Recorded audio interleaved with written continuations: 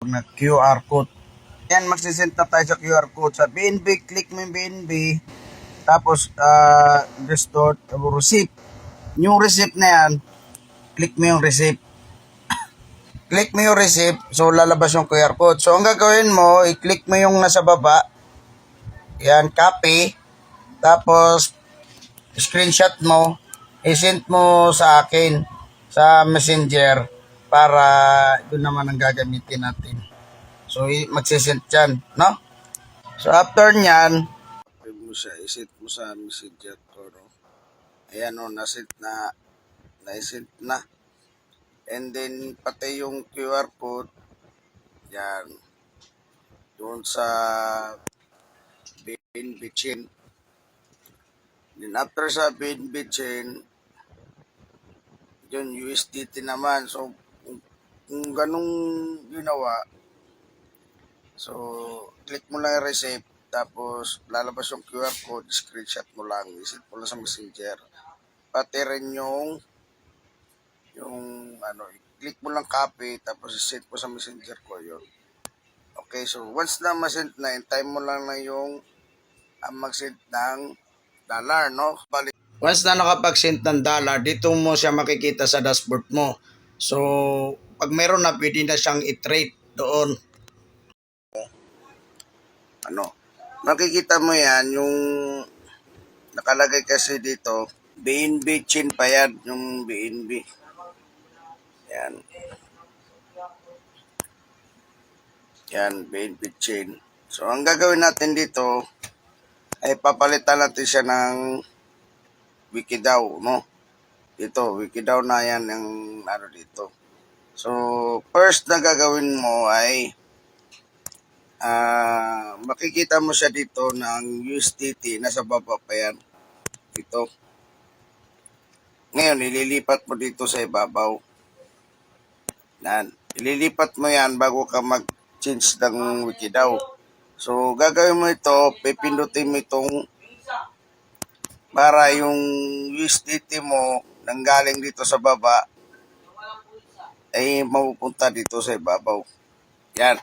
Once na maano mo yan, malipat mo yan sa USDT sa taas, ang gagawin mo, yung itim dito, yan, yung arrow.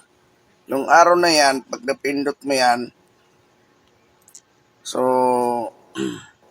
i-type mo lang dito yung, yung Wikidaw. Para hindi ka na mag-scroll. Type mo lang ito sa Wikidaw. Wikidaw. Lalabas na yan dyan. Yung na yan, yung Wikidaw. Yan, i-click mo na yan dito. Pagka-click, ito na yan. Yan, pag nandito na, gagawin mo, once na pindot mo yung all, may lalabas dito banda sa approve. Approve yung lalagay. So, i-click mo lang yung approve na yon. Yung na password. Yung kung ano ang password mo dito sa TP mo. So, click. After na mag-create mo, i-click mo yung discover. Kunin mo yung link nun sa upline mo. Yung sponsor, link. So, dyan mo siya ilalagay dun sa taas na may aguitan natin. So, meron dyan na yan. Dyan mo ilagay yung link. Dito mo siya pipindutin. Okay. So, click mo lang yung check tapos continue. And then, i-click mo lang yung join. Tayo natin, no? I-click mo yan. Confirm. Yung password na sa webcam mo, tandaan mo lagi yun. Basta 8 yun. Huwag mo kalimutan yun, ha? Password na nilagay mo dyan.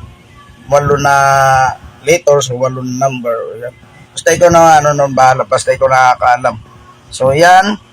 Basta nakapasok ka na, i-click mo lang ulit yung nasa baba, yung may referral link. Ito naman yung, pag mayroon kang invite, so ito naman yung gagamitin mo. Paipapasa mo sa kanya.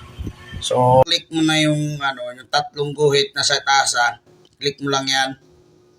Tapos lalabas yung stake. I-click mo ito ng max. Lalabas dito na approve sa baba. After nang ma-approve mo, i-click mo ulit yung stake. Wikidaw, user and password. Yun na po yun, no? Tapos, Sa ibabaw ng claim na yan, may susi dyan na makikita mo dyan. So, bukas pa siya pwede lumabas yung exercise. Balikan mo siya, doon mo siya i-click.